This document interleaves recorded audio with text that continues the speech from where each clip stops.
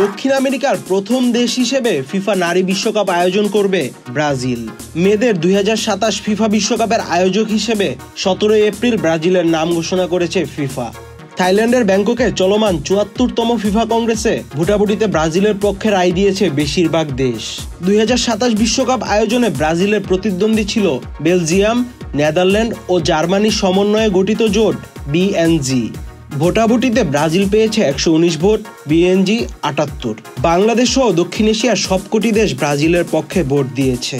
1991 সালে নারী বিশ্বকাপ শুরু হওয়ার পর থেকে 2023 সাল পর্যন্ত আসর হয়েছে 9টি। এর মধ্যে 3টি করে হয়েছে ইউরোপ ও উত্তর আমেরিকায়, এশিয়ায় 2টি, ওশেনিয়ায় 1টি।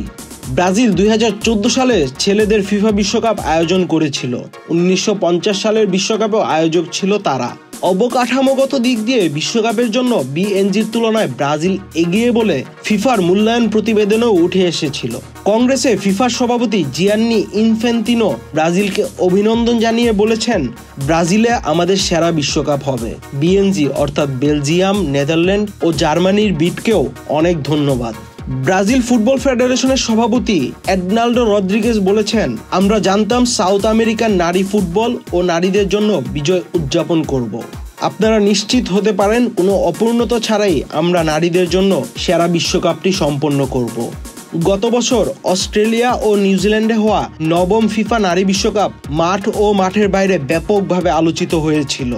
গ্যালারি ও টিভি দর্শকে হয়েছিল নতুন নতুন সব রেকর্ড। 2023-এর মতো 2027 সালের বিশ্বকাপেও খেলবে 32 দল। ফিফা নারী বিশ্বকাপের বর্তমান champion Spain. Ahmed Shafi, channel I.